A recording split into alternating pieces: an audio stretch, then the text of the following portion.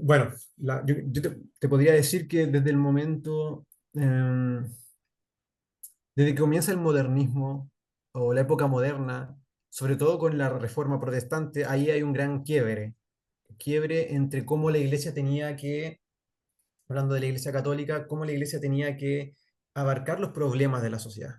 Hasta ese momento, imagínate, eh, hasta ese momento la Iglesia y el Vaticano, que no era el Vaticano, eran los estados pontíficos, el Papa era muy importante para los reinos de la época. Es decir, Ok. mucha gente tiene mucha, ¿cómo se puede? Ignorancia, podríamos decir, o hay muchos mitos con respecto a la iglesia, que fue malo, que destruyeron, no sé, destruyeron ciudades o que mataban a la gente que no pensaban como ellos, etcétera, lo cual no es la realidad. Es más, la iglesia siempre estuvo abierta al conocimiento, si no, no tendríamos las universidades católicas, que están por todos lados. Eh, y desde allí comienza una manera de cómo expresar esta fe en los términos de adecuándose a los tiempos, más o menos. Eh, con el desafío que puso la Reforma Protestante, eso cambia mucho, porque como te quería decir que el Papa se contactaba con los reyes antes. Pero ¿qué pasa? Y todos los reyes, y esto manejaba, los reyes estaban un poco como frenados por el Papa. Porque si un rey quería ser demasiado riguroso con su pueblo, bueno, el Papa iba a llegar y dice, oye, cálmate, vamos, si el Papa era bueno, ¿cierto? Porque han habido papas buenos o papas malos. Pero ese era algo que los reyes estaban muy frenados de hacer lo que ellos siempre quisieron. Y un ejemplo de eso es Enrique VIII. Mm, Enrique VIII crea su propia religión porque él se claro. quería casar de nuevo, yendo en contra de la doctrina católica hasta el día de hoy, Mm, que no te puedes divorciar. Y Enrique VIII crea su propia religión. Y así también, de pasada, él se pone como cabeza de la iglesia. Imagínate eso. claro. Imagínate, ni siquiera la iglesia católica dice que la cabeza de la iglesia es el Papa. Eso no está la cabeza de la iglesia es Jesucristo. El Ok. Papa es el vicario de Cristo, el que está a cargo aquí en la tierra. Claro. Pero Enrique VIII se pone como la cabeza de la iglesia de Inglaterra. Hasta el día de hoy el rey o la reina de Inglaterra es la cabeza de los anglicanos. Ok.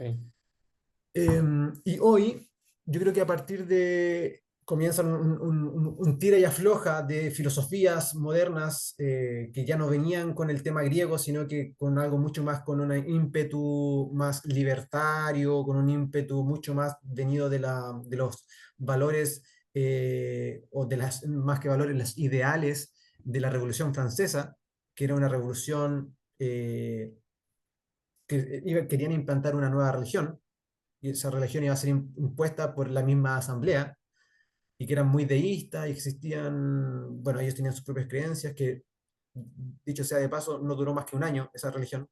porque era inventada y la gente no es tonta. Claro. Eh,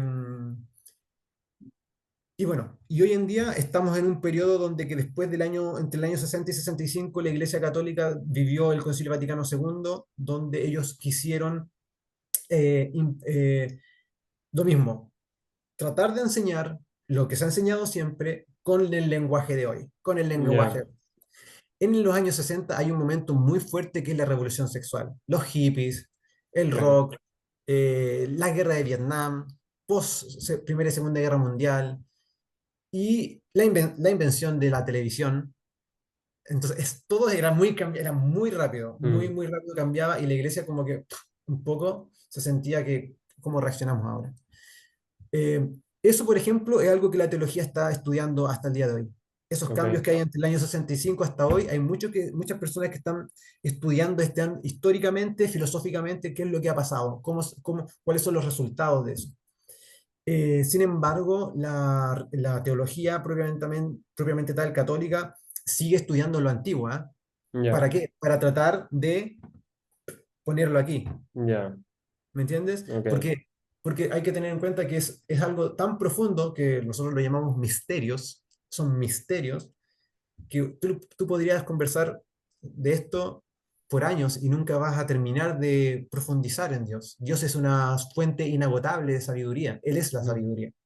Entonces tú vas meditando y vas dando eso. Por otra parte también hay que decir que la teología ha dado, la teología más progresista, podríamos llamar, ha dado un giro hacia lo más social y antropológico y a hablar más acerca del tema religioso, como un todo, como un gran macro, y no solamente Ya. el cristiano o, sí, o occidental, sino que ver el Islam, ver las religiones de Asia, budismo, hinduismo, Mm. religiones qué es una religión, porque también depende de tu cultura, la influencia que tiene tu cultura para tener esa religión.